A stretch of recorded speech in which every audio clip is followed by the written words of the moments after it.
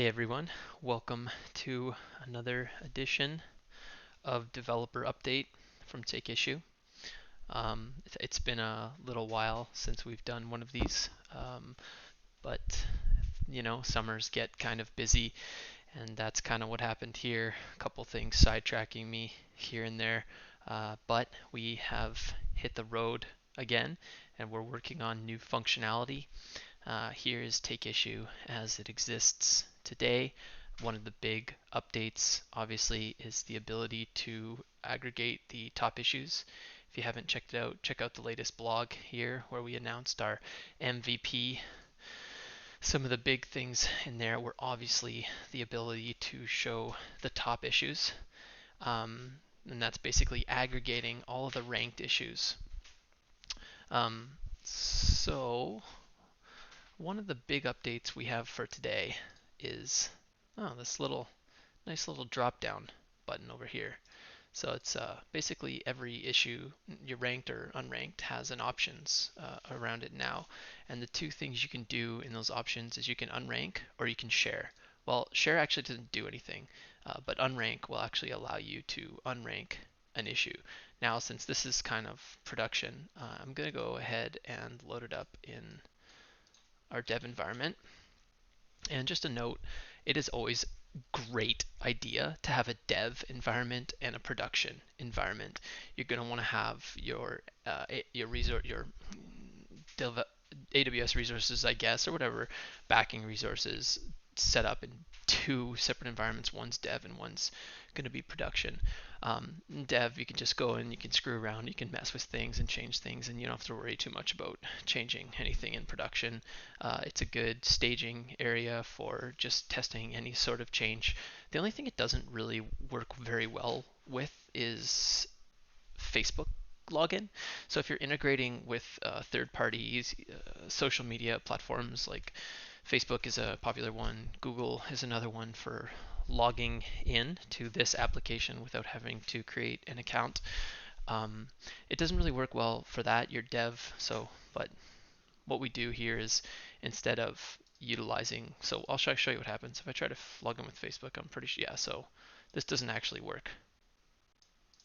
So it's really hard to make that work locally. You can make it work, but it is a lot of extra work. But the nice thing is we also have the login, so that works just fine. And then once you're logged in, regardless of whether you create an account or if you're simply, regardless of whether you create an account or you're using Facebook to log in, the user experience is pretty much the same. So as you can tell, like, you can go ahead and rank these issues, drag them around, and it's pretty responsive, it's pretty nice.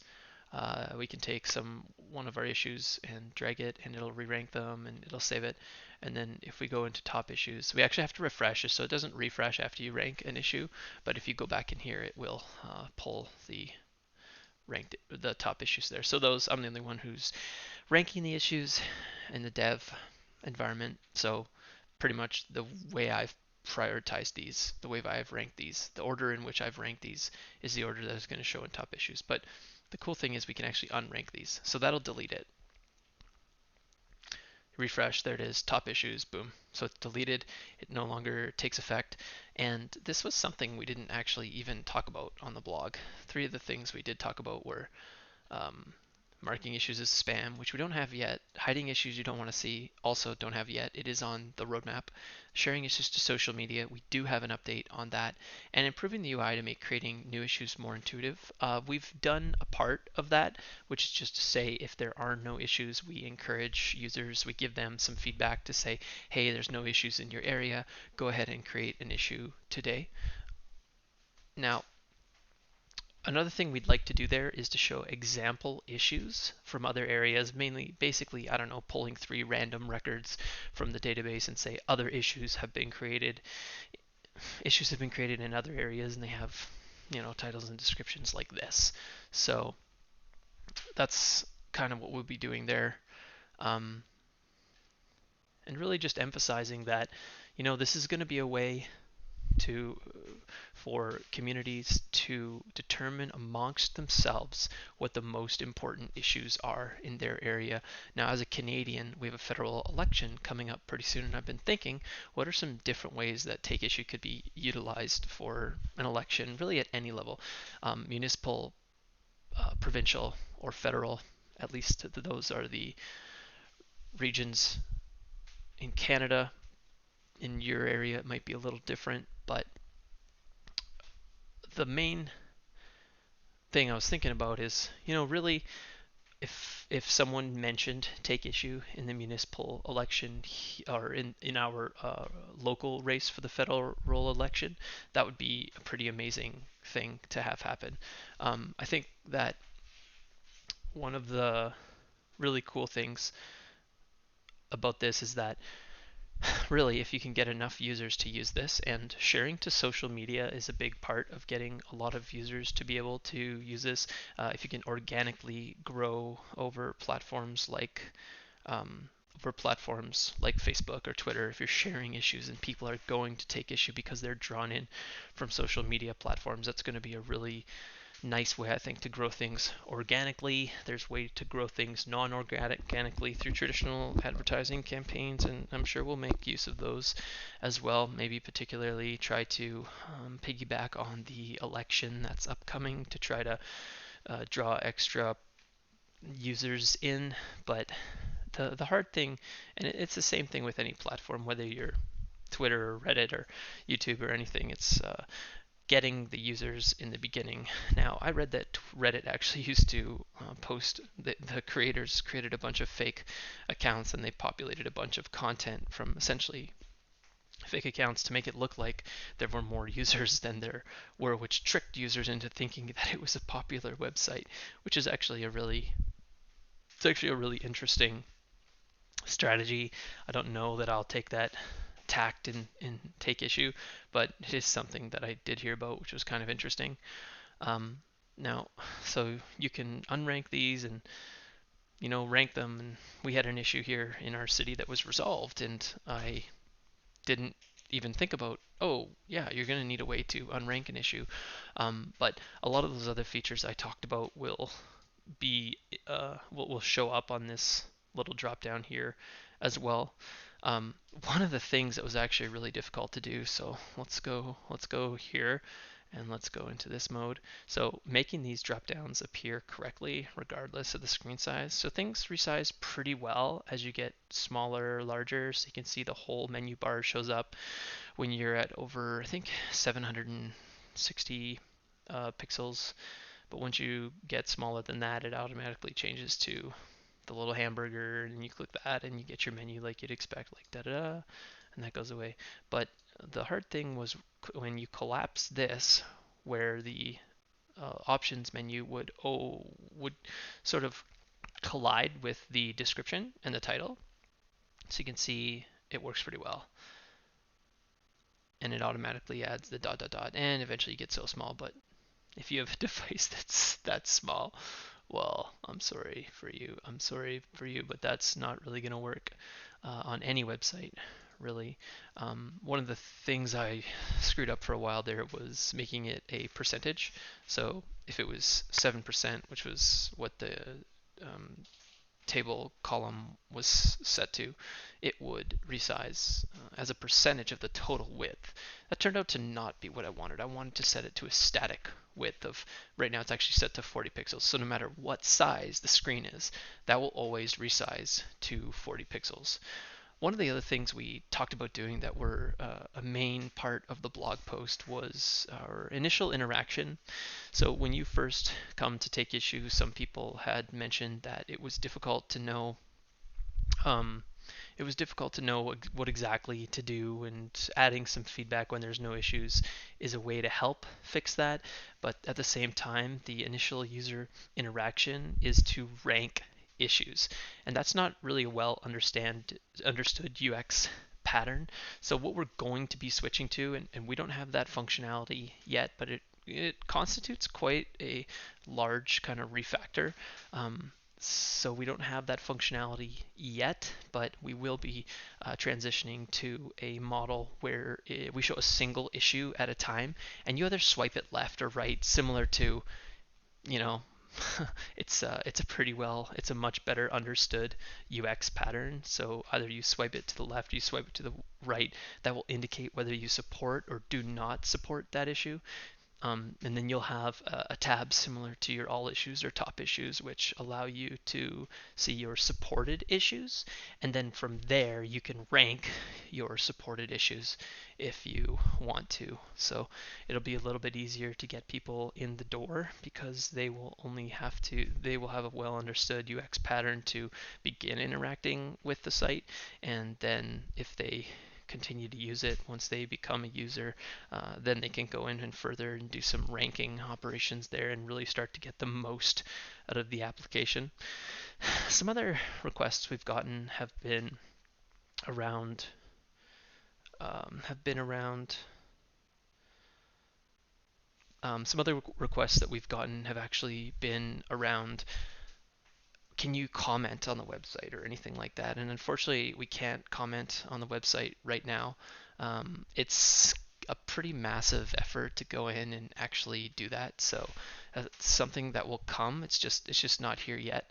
And another thing I've been told is that the UI on the website is not particularly appealing. I've reached out to a couple people to see if they could do some sort of reskin. But if anyone has those sorts of talents, please reach out. We would really appreciate it if someone had some time and some expertise in that area. I am purely a function sort of person. I can make something work and I can make it work really well. At least what you see works really well. Under the hood, it's not necessarily that nice, and I'll show you some of that too, because even though I'm a little bit not so proud of it, it works, and I realize that I'm taking on tech debt as I make choices like this where I'm spaghetti code or not making use of best practices. I hope that one day that when this operation expands, and I hope that it does, and I'll continue to work and try and make that happen. But when it does expand, I hope we can get some people in who will come in and kind of start to pay down some of that tech debt so we can get something really slick. But yeah, so let's dive into some of the code here. So this is our back end, and here's our front end. Let's talk a little bit about the back end. So the first thing we had to do was build a back end function that would support the ability to unrank issues, whether depending, and then you have no ranked issues, and you can refresh and you can add your issues. Although look at that, there is a bug that I'm just noticing now that's preventing us from being able to see the area where you can drop your ranked issues. So actually that's probably something we could fix right now. So let's jump into our code here and go into our home.js. And yeah, if you're looking at this code, you're going to notice I'm doing a lot of inline stuff in JSX, and that's not really the best sort of practice, and it's kind of spaghetti code, but you know what, at the end of the day it worked, and you know what, it's actually really, really simple what's going on here. So I'm checking this. So I render these things conditionally depending on whether or not there's any issues. So here I'm checking the ranked issues, but I'm not checking the unranked issues. So really I think the only thing I need to do is do this, and then if I refresh, I believe it'll work. Yeah, okay. So here we have the little box, drag ranked issues here. Something, I could probably make this a little bit more obvious that, I mean, it says drag ranked issues here, but I mean, it still could probably be made more clear what you can actually do there. But yeah, we'll go ahead and we'll drag these all up here, easy, and we'll get those all in there. And I'll show you what it looks like when you actually have no issues. So this is what it says. It says no issues found. Be the first to create one. So that's not actually true in this situation. You're not the first to create one. You've just ranked them all. But if we go to top issues and refresh, we could see here the top issues. Now in the production environment, we have about a good group of people that have actually ranked these issues. So bring Uber to our city, recycling facility, long-term road sustainability. There's a hexavalent chromium concerns for a proposed ferrochrome production plant, which is actually growing pretty significantly in. People are pretty interested in that. But jumping back to the functionality we had to do, so I had to figure out, okay, how am I going to implement the ability to unrank these issues? Well, I already had a rank function, and essentially what we're doing is we're just removing it from the list, and then we're sending all of the data to the server. So that worked really well, and I'll show you what we have going on here for this. Let's take a look at our changes. So the first thing you're going to see is the logic that I've already talked about in the past, where I'm basically parsing a data structure into a prepared statement, and it's kind of janky. And don't look at it too much because it's not very good. It's pretty bad. Um, there's probably a better way for me to go and do that. And actually, let's just yeah. So this is just moving code. I didn't really change much in here. So essentially, I'm just inserting into my rank table the issue ID, the rank, and the user ID. And I have a primary key where if there's a conflict, we'll update it by setting the issue ID and the rank. So if someone tries to change their number one ranked issue, that will conflict on our primary key, and we'll do an update instead of an insert in that case. Now, the second part, and this is kind of the novel part, is basically I just delete from the rank table where for that particular user ID, and when the rank is greater than the total number of issues that they have ranked. So every time I send this all to the database, and if they unrank an issue, I send the same issues. But the problem I was having is I would have a dangling issue at the bottom because it wouldn't go ahead and up it wouldn't. So if we had 6 issues, I would try and delete them. I would try and unrank one of them, so you'd only have 5 issues. But that 6th issue would never get deleted in the database. So essentially, what I do here is I update the issues first, and then I delete the issue. I delete the I look at the number. So if there's 5, I look for anything greater than 5 and I just delete it. So that cleans it up. It allows me to reuse this function for ranking and unranking.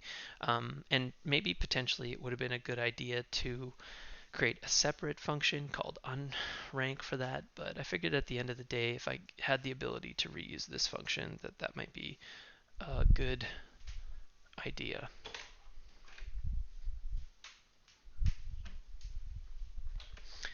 Sorry, I just stepped out to get some water. Also, feel free to comment in chat if you have any questions as we're going through this. If you comment in chat, you'll be the first person ever to comment in chat. So that would be that'd be pretty cool. I'll continue to make these videos even though there's a pretty limited audience, but it's still something that I'll continue to do because I feel fairly confident that you grow as you do these sorts of things just by repetition. Keep doing it, you keep growing an audience, and that. So that's really the only change we had to the back end. We deployed that to production through our piece of software called seed.run, which is a website that you can go to. And the next thing here we'll look at are the front end changes for the UI changes for the drop down button. So like I said, there were a couple issues trying to get this to fit, and some of these changes actually have to do with the um, with the SEO stuff, and we'll get into that in a little bit because that was a kind of difficult to implement. But the main thing here is we have an issue dropdown component that we've created, and it will take in a props. It will take in a property called unrank issue. So if this is a ranked issue, it passes in a unrank issue prop, and that tells it that to show this unrank. So like if you unrank this, and you have to refresh for it to show up back in all issues. But if you see here, we only have the share button. So the next thing on the share button will be to implement like Facebook and Twitter and all those, and we'll get into that in a little bit. But I did create a component for that.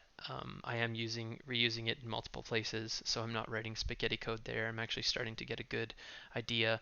You can see I had to do a couple interesting things like float it to the right. I had to use a no caret option to prevent the drop down from showing the caret, because the caret didn't really make sense in this case. So we actually pass in the function onto the on click, and I'll get into why we did that in a little bit. And some CSS changes. We align the vertical align to the middle so that it this kind of looks nicer. And like I said, we hard coded the width to 40 pixels, which is the width of the actual dropdown. And then here we have our actual unrank issue. So because we have all the state in the parent component, we pass the function into the parent, into the child component, and the child component just calls that back. So then we have access to the ranked issues and state, and we go ahead and so here's what we do. We run a little filter on the ranked issues, and we return all of the issues that aren't the issue that they tried to unrank. And then we basically we reorder them on the screen so that the rank shows properly, and then we just call save ranked with our ranked issues, and then we set the state to ranked issues. So that's pretty good. Oh yeah, there was a pretty massive problem here that I'll talk about now that I see the code. So one of the things you might notice is this we're missing a pointer. This is a link, and you can click it, but it doesn't have a point. It's not a pointer, so that's a CSS problem. But the problem we had here was this entire thing was an anchor. So this entire list item, which what is it called here? So this entire list group item had an href and an on click, which meant this whole thing was one single clickable component. So when I tried to add a second clickable drop down button in here, that's essentially nesting an anchor within an anchor, and that is not allowed per the HTML specification. So when I would click this, it would have the same effect as clicking that, so I could never click that. So one thing you'll notice here is, I think, is this going to show correctly? Here, yeah. So I'm clicking above this and below this, and it's not doing anything. But if I click here, anywhere else, it is going to emulate a click. One other thing that it's not doing is it's actually not actually it's not actually showing. It's not actually so what would, yeah. So look at this. Each of these highlight when you scroll over them. So that looks like a bug that I introduced because I took the href off of those and I added it to the actual table, the TDs inside the table, so that only specifically this would be clickable. Only this would be clickable, and this TD wouldn't be clickable, and this does, and then that does become clickable. So it took me kind of a while to figure out how to actually fix that, but once I figured it out, it worked pretty well. And then we have our change there where we duplicate ranked issues like silly. Uh, Similar thing for the unranked issues. We take the anchor and the onClick out of or the href and the onClick out of the list group item, and we attach those to the TDs individually. There's probably a better way to do this because you can see I'm duplicating code here and here, but it works fairly well. And then here we have our issue dropdown where we passed ranked equals true, and up here I'm pretty sure we passed nothing because. And then we also have the unrank issue. So we pass this function along with the note that this one actually refers to. And the note's actually an issue. It's a holdover from some of the tutorials that I used to build this application initially. And that's really the main change there. Yeah, totally. And that got us these drop downs, and they work pretty well, and I'm pretty happy with them. And we'll continue to add options. Like I said, I just need to kind of get this rollover functionality back because we've lost that. We've lost the pointer, and we've lost that as well. So we'll take a peek at what we did to break that, and we'll fix it. So the other thing here was, let me see here. Let me find the Facebook crawler debugger. Yeah, sharing debugger. I use this a lot, unfortunately. So one thing that you're going to want to do with a application, pretty much any app. Okay, so one other thing actually before we move on, look at the nice little logo. It's the only color I have on the whole page, and I don't know, it was just a little touch I figured could make a little bit of a difference, and just sprucing it up a little bit. Like I said, there's probably a full UI refactor on the way that's going to make this look nicer. For now, it's really functional, and for a lot of people, that doesn't really draw them in. But we'll continue working on it and see where we get. Let's see here. What do we got here? Okay. So back to the sharing debugger. So one of the problems I'm having is that sharing these to, so let's, for example, take this one. Sharing these to Facebook like that, I want to see the actual title and description of the issue. But what I get is I just get take issue, got a problem, take issue, which is what I hard coded into my index. And I'll show you the changes. Let's jump over to index.html.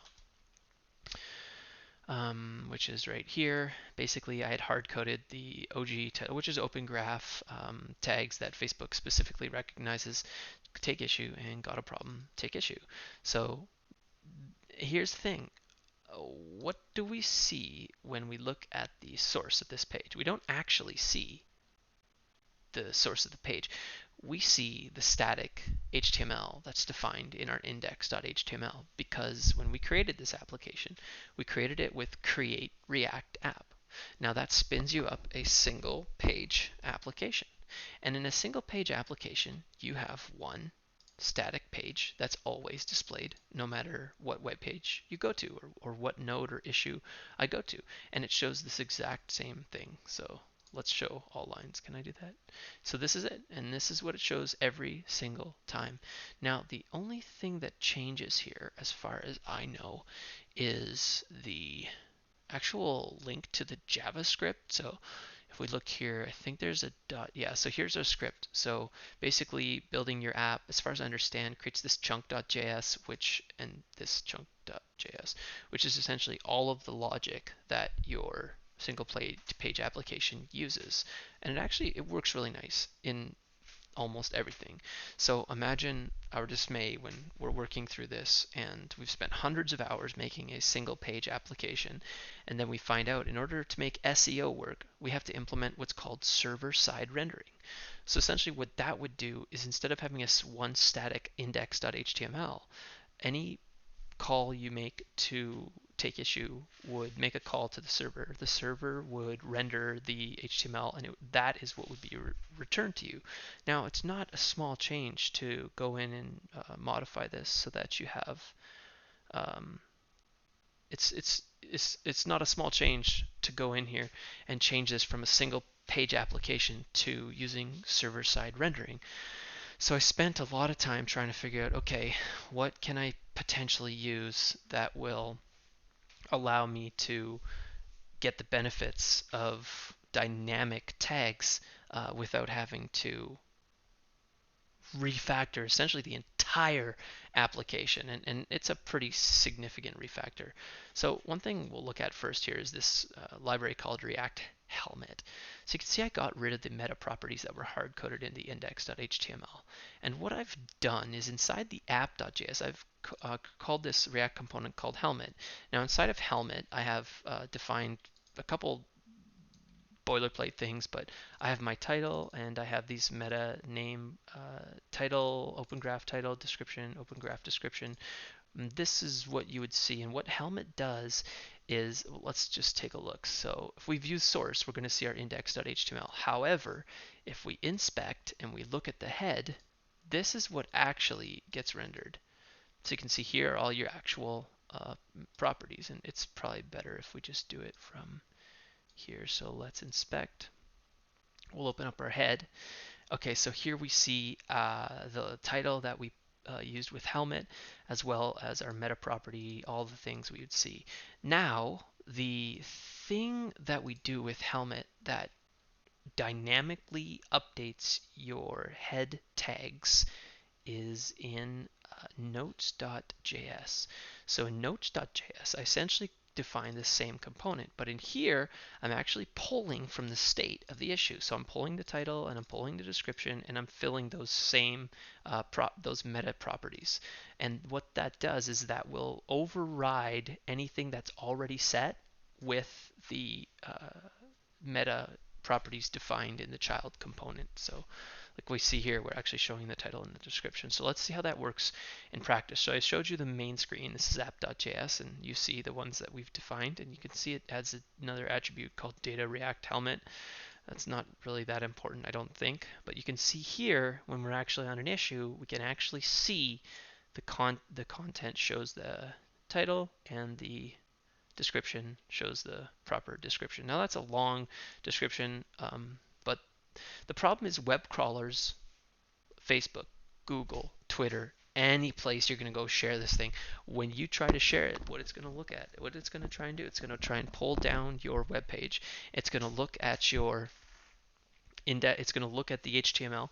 It's going to see these hard-coded tags that never change because you're using a single page application, and that's what it's always going to use, which for this case and for probably a lot of cases is going to limit you quite significantly.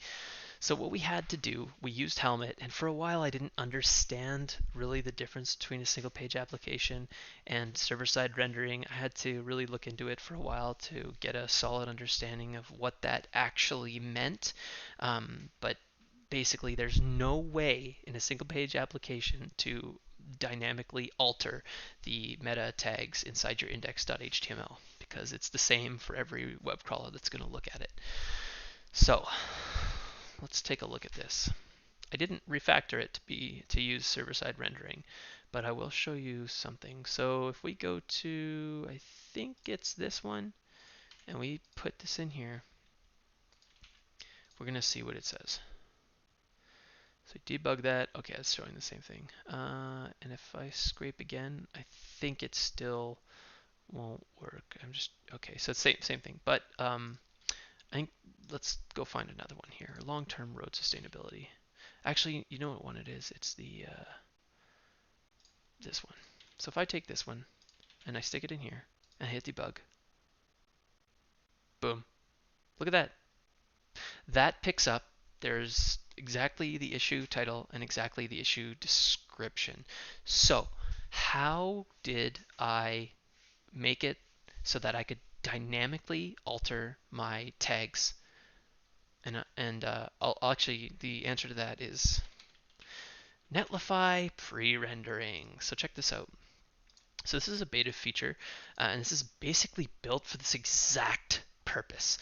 What it does is when you enable pre-rendering inside Netlify, and if you don't use Netlify, I'm sorry, I don't know of any other way to make this work for you, although there are third parties like prerender.io that essentially do this. What they do is they pre-render your page specifically for when crawlers ask for it. So if a crawler is asking for the page, Netlify will render your page and return that HTML to the web crawler. Like I said, it could be Twitter, it could be Facebook, it could be anything that you're trying to share an issue in this case to, and it will return essentially what we see when we inspect it versus what we see when we view the page source. And that's what's actually making this function. Now, I got really lucky that they had some sort of function, they had some sort of built-in ability to do this.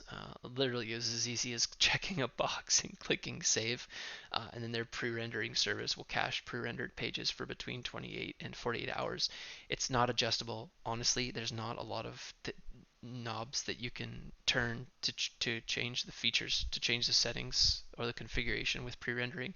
But I will say it just works, and it works really well, and I was really happy to see that it did work. So that's why when we take something like this issue and put it in here, it shows. I tried to test this before and it didn't work, so it's still grabbing the old pre-rendered tags, which included the hard-coded tags. So that's something that will expire in 24 to 48 hours, and then it'll take another pre-render and it'll return the HTML there with the correct meta properties to the web crawler so that we can share these issues. So the only major part left here to do is to actually, well, fix this bug and then implement share so that when you click share, it shows you either, Facebook, Twitter, whatever the main social networks are, and that we can start getting these issues shared out and start to let people know that, hey, if you have something that's on your mind, go on, take issue, make it your number one issue, or at least rank it. And then with the help of your community, you can decide, you can collectively come together and figure out what the most important issues are for your particular community. And then you can use that information to lobby politicians to go and do something about those issues. I feel like one of the biggest problems we've had in politics for a long time is that there's no that determining what the most important issues are, not only in politics but across a wide variety of different use cases. It could be important to collectively determine what the most important issues are for a particular user base. I'm still thinking about all the different potential uses there could be for this. I'm even thinking about enterprises, and like, say you're part of a union and all your union members can create issues and rank those issues and figure out what the most important issues are in your union. There's so many different use cases for this, so we'll continue to develop it. We're going to continue to have these development updates on a semi-regular basis. I feel like I have a lot of time I can dedicate to take issue, and if anyone has any questions or feedback, please feel free to reach out on Twitter or reach out on, you can hit the feedback page and you can just type it in here and like put in your email, put in your message, and send us, and let's hear what's on your mind. I'm interested in what people have to say, and I'm really appreciative for the people who follow me. If it wasn't for you folks, we wouldn't be here today. So we're trying to create this for you, and we hope you want to use it. But yeah, uh, really appreciate everyone's time tonight. That's our development update for today, and we will talk to everyone soon. Adios.